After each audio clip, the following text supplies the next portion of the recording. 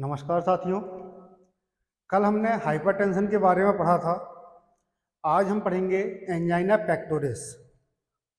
ये फार्माकोथेरापेutiक्स में जो कार्डियोवैस्कुलर सिस्टम है उसके अंतर्गत दूसरा टॉपिक है हमारा एंजाइना पेक्टोरिस। ये एंजाइना पेक्टोरिस होता क्या है? सबसे पहले हमें ये जानना है कि आखिर ये एंजाइना पेक्टोरिस है क्या। देखिए, यदि हम इसकी डेफिनेशन पर जाएं, सबसे पहले हम क्या क्या पढ़ेंगे इसके बारे में। डेफिनेशन पढ़ेंगे, इटियोपैथोजेनेसिस पढ़ेंगे, क्लिनिकल मैनिफेस्टेशन, नॉन फार्माकोलॉजिकल और फार्माकोलॉजिकल मैनेजमेंट पढ़ेंगे इसका। तो चलिए चलते हैं डेफिनेशन पर। डेफिनेशन क्या है? डेफिनेशन ये कह रही है it is a type of chest pain. ये क्या है हमारा? एक चेस्ट पेन का प्रकार है। एंजाइना क्या है? एंजाइना को हम सीधा चेस्ट पेन भी कह सकते हैं। एंजाइना क्या है? एक चेस्ट पेन है, एक प्रकार का चेस्ट पेन है। कॉज्ड बाई, किसके द्वारा होता है? Reduced blood flow to the heart. Heart में जो ब्लड फ्लो होना चाहिए वो कम हो जाता है, जिसकी वजह से हमें क्या होता है? चेस्ट पेन होता है। इस चेस्ट पेन के को हम कहते हैं क्या? Angina pectoris. एंजाइना पेक्टोरिस क्या है? एक प्रकार का चेस्ट पेन है जो हार्ट में कम मात्रा में ब्लड का प्रवाह हो पाता है, जिससे हार्ट में किसकी कमी हो जाती है? ऑक्सीजन की कमी हो जाती है, जिसके कारण ये हमारा जो चेस्ट है वो दर्द होता है। ये तो दर्द होता है। हार्ट कहाँ पे रहता है? हमारी थोरेसिक कैविटी में, मतलब चेस्ट के एरिया में रहता है, इसलिए इसे कहा गया है चेस्ट पेन। चेस्ट पेन जब हो, एंजाइना को क्या कहते हैं हम? चेस्ट पेन कहते हैं। तो एंजाइना पेक्टोरिस क्या है? हमारा एक प्रकार का चेस्ट पेन है जो कि ब्लड फ्लो के कम होने पर होता है। किसमें? हार्ट में। हार्ट में ब्लड फ्लो के कम होने पर ही चेस्ट पेन होता है। अब बात करते हैं, अच्छा, ये एंजाइना पेक्टोरिस एक सिम्टम भी है। एंजाइना पेक्टोरिस एक सिम्टम्स भी है। किसका सिम्टम है? सीएडी का। सीएडी मतलब कोरोनरी आर्टरी डिसीज। ये सीएडी होती कहाँ है? सीएडी नहीं, सीए कहाँ होता है? कोरोनरी आर्टरी होती कहाँ है? सबसे पहले ये जानते हैं। मान लीजिए ये हमारा हार्ट है, ये हमारा हार्ट है और इसके 4 चैम्बर्स हैं। ये इसके क्या है? ये 4 चैम्बर्स हैं। इन चैम्बर्स को हटाते हैं। इसके ऊपर आप देखते होंगे, जब भी आपने हार्ट का डायग्राम देखा होगा तो छोटी छोटी नलियां टाइप की दिखाई देती हैं और ये विभाजित रहती हैं। इस नलियों का काम क्या होता है? हमारे पूरी बॉडी, मतलब हार्ट के पूरे एरिया में ऑक्सीजन की सप्लाई करना। ये कोरोनरी आर्टरी क्या करती हैं?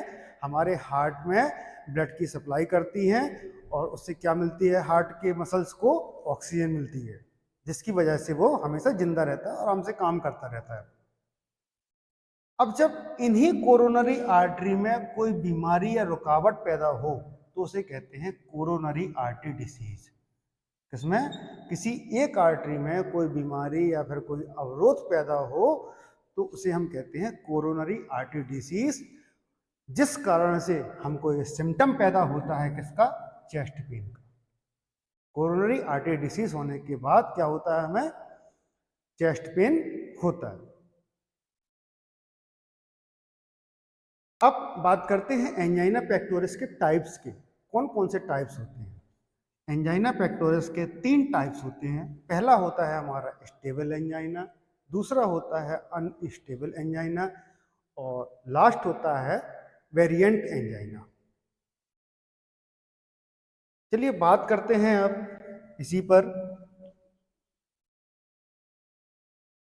अब ये कोरोनरी आर्टरी में स्टेबल एंजाइना, अनस्टेबल एंजाइना और वेरिएंट एंजाइना कैसे होता है? मान लीजिए एक हमने जो ने बनाई थी उसकी एक नली लेते हैं हम, एक कोरोनरी आर्टरी लेते हैं और मोटा किया जाए।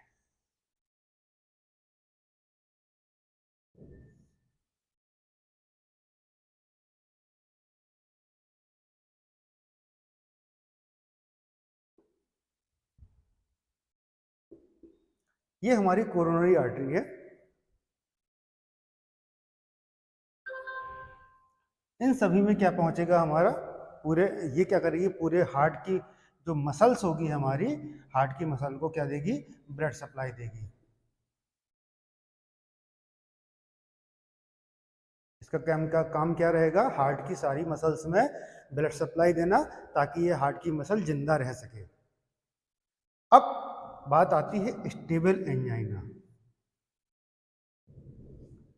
जब कोरोनरी आर्टरी में बहुत ज़्यादा मात्रा में धीरे धीरे प्लेक बनता है, या फिर फैट की परत जमा होती है, फैट की परत जमा होती है, धीरे धीरे जमा होती है, एकदम से जमा नहीं होती है, बिल्कुल सालों लग जाते हैं इसको जमा होने में। तो ये क्या होती है, ये हमारी नली, आपने देखा ये नली हमारी क्या हो गई, सक्रिय हो गई। ये नली क्या हो गई हमारी, जो अभी पूरी फैली थी, अब उसमें कितना एरिया बचा हमारा, वो छोटा सा। जब ये एरिया हमारा छोटा हो जाएगा, तब हमको बहुत ज़्यादा चेस्ट पेन चालू हो जाएगा, और उसके लिए हम सिंपल ब्लड थिनर दे देंगे, ब्लड थिनर टाइप्स की दवाई दे देंगे, तो ये हमारा पेन आपका खत्म हो जाएंगे। जैसे कि एस्पिरिन हमने दे दिया तो आपका दर्द खत्म होगा, फिर जाके एंजियोप्लास्टी जो भी करवाना हो करवा सकते हैं, फिर इसका ट्रीटमेंट हो जाएगा। तो स्टेबल एंजाइना में जो दर्द होता है वो बैठे बैठे दर्द नहीं होता। जब हम कोई एक्सरसाइज करते हैं, चलते हैं, दौड़ते हैं, सीढ़ियाँ चढ़ते हैं, तब हमें दर्द होता है, उसे कहते हैं हम स्टेबल एंजाइना।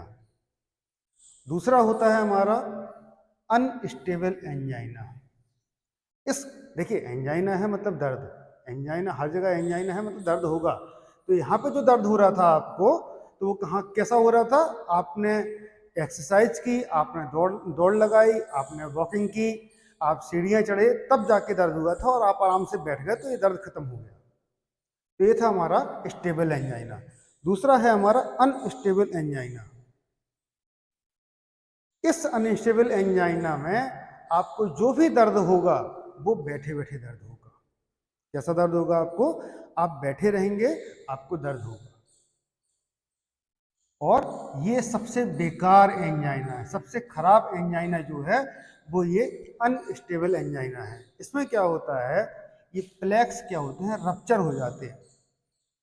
ये प्लेक्स जो होते हैं अभी रप्चर हो जाते हैं। रप्चर होने की वजह से इसके कुछ पार्टिकल्स जाके इन नलियों में आपस में यहाँ पे जमा हो जाते हैं, कंप्लीट ब्लॉक उत्पन्न कर देते हैं। क्या करते हैं, कंप्लीट ब्लॉक उत्पन्न कर देते हैं, जिससे उस जगह की जो मसल्स है, इस एरिया की मसल्स, इस एरिया की मसल्स, इस, तो ये क्या हो जाती है, इसकी डेथ हो जाती है। इस एरिया की आ जाती है, डेथ हो जाती है, जिसके कारण हमें हमारा हार्ट पूरी तरह से काम करना बंद कर देता है। यदि समय पर इलाज ना मिला तो ये पूरी तरह से आपका हार्ट बंद कर देगा। वेरिएंट एंजाइना, ये भी एक एंजाइना का टाइप है, लेकिन ये इतना खतरनाक नहीं है। इसमें जो वेरिएंट एंजाइना में क्या होता है, ये छोटी छोटी जो नलियाँ होती हैं, इनमें जाके कुछ कण चिपक जाते हैं। इससे ज़्यादा नुकसान तो नहीं होता है, लेकिन हाँ नुकसान तो होता ही है हार्ट को, लेकिन इससे कम नुकसान होता है। हम दवाई देंगे, कुछ कोएगुलेंट देंगे जो हमें जो खून के थक्के वगैरह उसको घोल दे, उससे हमारा ये थक्के थक्के पिघल जाएंगे, और आपको जो पेन हो रहा था चेस्ट में, हार्ट में, वो आपका सही हो जाएगा।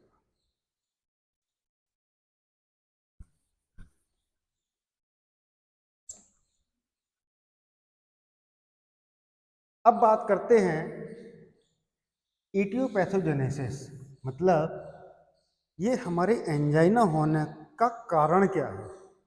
कारण हमने बताया था, ये क्या है, एक कोरोनरी आर्टरी डिसीज का सिम्टम है।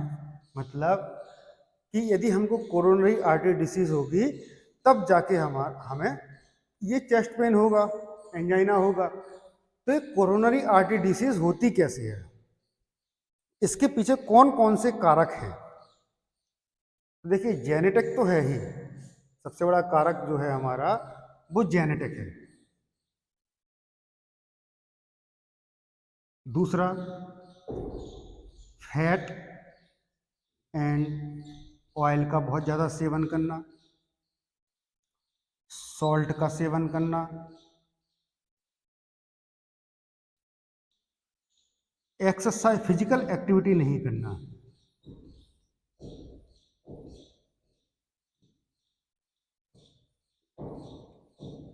फिजिकल एक्टिविटी नहीं करते हैं, स्मोकिंग करते हैं, टोबैको लेते हैं, और अदर फैक्टर्स भी होते हैं कुछ जिनकी वजह से हमें कोरोनरी आर्टरी डिसीज होते हैं। इसमें होता क्या, हमने बताया था आपको, ये आपकी आर्टरीज है, इसमें क्या होता है, प्लेग जमा हो जाते हैं, जिसके कारण से जो हमारा ब्लड फ्लो होना था वो अवरुद्ध हो जाता है।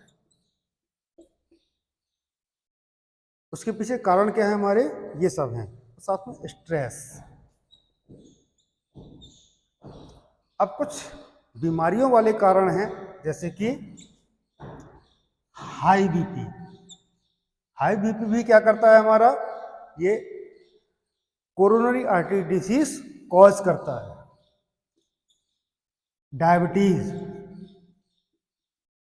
डायबिटीज भी क्या करती है, हमारी कोरोनरी आर्टरी डिसीज कॉज करती है।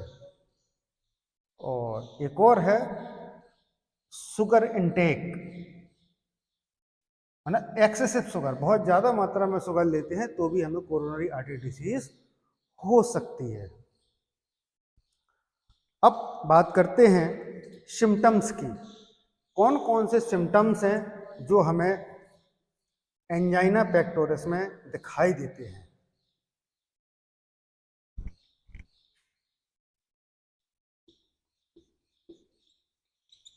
कौन कौन से सिम्टम हैं जो हमें एंजाइना पेक्टोरिस में दिखाई देते हैं।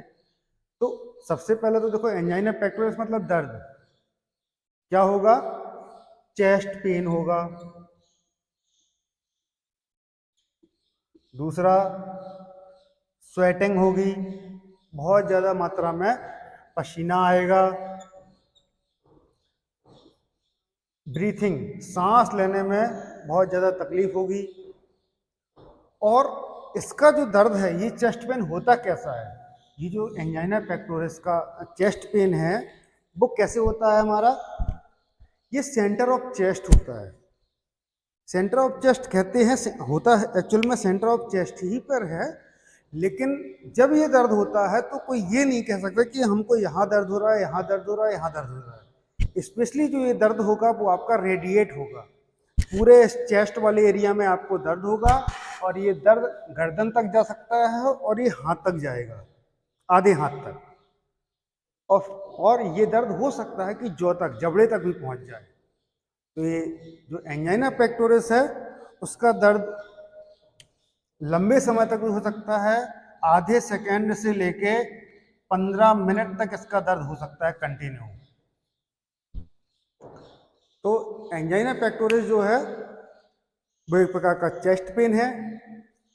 किन किन वजह से होता है हमारा, genetic, fat, oil, salt intake ज़्यादा हो गया हमारा, किसी प्रकार की कोई फिजिकल एक्टिविटी नहीं करते हैं, स्मोकिंग करते हैं, टोबैको खाते हैं, स्ट्रेस लेते हैं, और बहुत ज़्यादा शुगर का इंटेक करते हैं।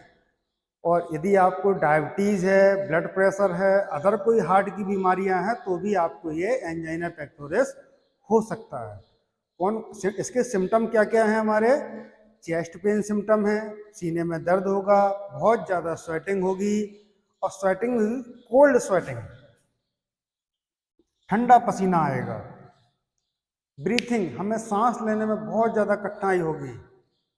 और जो दर्द होगा आपका,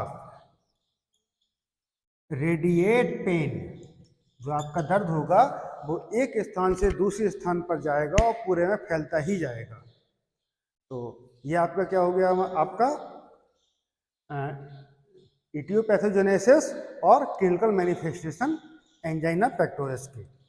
अब बात करते हैं हमारे non pharmacological and pharmacological management की। मतलब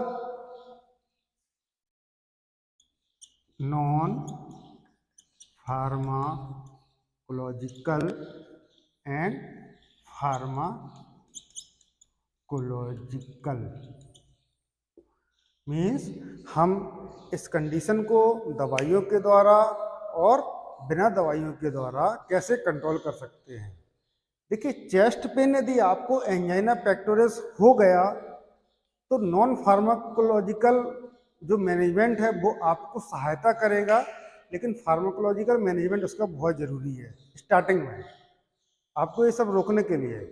तो जो आपके सिम्टम थे, सॉरी, जो आपके कॉज थे, कारण थे, तो जेनेटिक को देखो हटाया नहीं जा सकता है। सबसे पहले हम क्या करेंगे, नॉन फार्माकोलॉजिकल में फैट और जो ऑयल खा रहे हैं उसकी मात्रा क्या करेंगे, कम करेंगे। नमक का सेवन जो हम कर रहे हैं उसको कम करेंगे। फिजिकल एक्टिविटी, दौड़ेंगे, योगा करेंगे, एक्सरसाइज करेंगे। टोबैको स्मोकिंग बंद करेंगे, स्ट्रेस को मैनेज करेंगे और शुगर हमें एक्सेस मात्रा में नहीं खानी है, एक प्रॉपर मात्रा होगी उसमें खाएंगे। ब्लड प्रेशर को मैनेज करेंगे, रेगुलर टाइम पे दवाइयाँ खाएंगे, डायबिटीज़ को मैनेज करेंगे। जब आप ऊपर की चीज़ें कर लेंगे, fat, oil, salt, physical activity, smoking, tobacco, तो आपको बीपी और डायबिटीज़ में ऑलरेडी आपको रिलीफ मिल रहेगा।